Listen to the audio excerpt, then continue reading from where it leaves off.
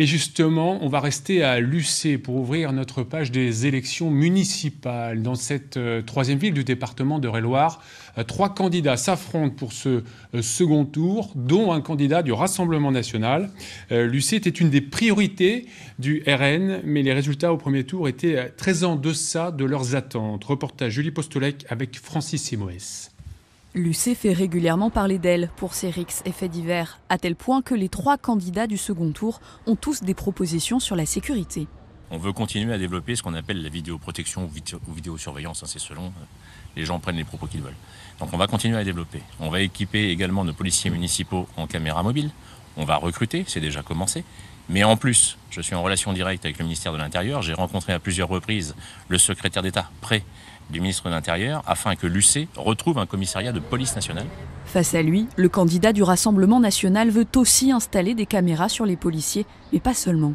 Donc moi je propose qu'on passe à 15 policiers municipaux, que ces polices municipales soient armées. Pourquoi une police municipale armée? Tout simplement parce qu'aujourd'hui, imaginez-vous que ces policiers se retrouvent confrontés à des jeunes armés d'armes, comme ce qu'on a pu voir il y a quelques jours avec des bandes rivales dans une autre ville de France. Que voulez-vous que ces policiers fassent? Des policiers qu'il veut de proximité, tout comme le candidat d'Hiver Centre. Mais ce dernier prend une direction bien différente. Nous, ce que nous souhaitons, c'est avoir une police municipale de proximité et en prévention. Et donc, c'est pour cela que nous souhaitons aussi, au sein de la police municipale, avoir des médiateurs de quartier qui puissent renouer le dialogue, justement, avec ces quartiers. Près de ces quartiers existent des friches d'entreprises pétrolières. Comment les transformer? Les candidats s'opposent. Nous, ce que l'on refuse, c'est le projet du maire sortant, notamment en fait, qui envisage sur ce site 300 logements. La solution alternative que l'on propose, c'est notamment sur l'ensemble des zones qui sont polluées, c'est de les cloisonner et de les sécuriser. Et puis, c'est d'envisager plutôt une rénovation verte, c'est-à-dire de prévoir des espaces verts et des jeux extérieurs. On est dans une ville dortoir.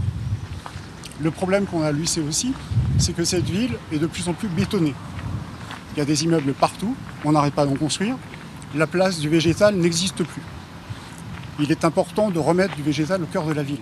Le maire sortant réfute ces propos et affirme lutter contre ce qu'il appelle la bétonite aiguë. On veut limiter le comblement de ce qu'on appelle les dents creuses. Vous avez un certain nombre de parcelles assez grandes sur Lucé où les gens auraient tendance à vouloir les vendre pour faire des constructions derrière. Et nous, on va protéger, grâce au plan local d'urbanisme, on va protéger cela.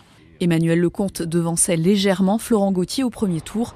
De son côté, Éric Lacroix espère conserver le même nombre de conseillers d'extrême droite dans l'opposition s'il ne gagne pas.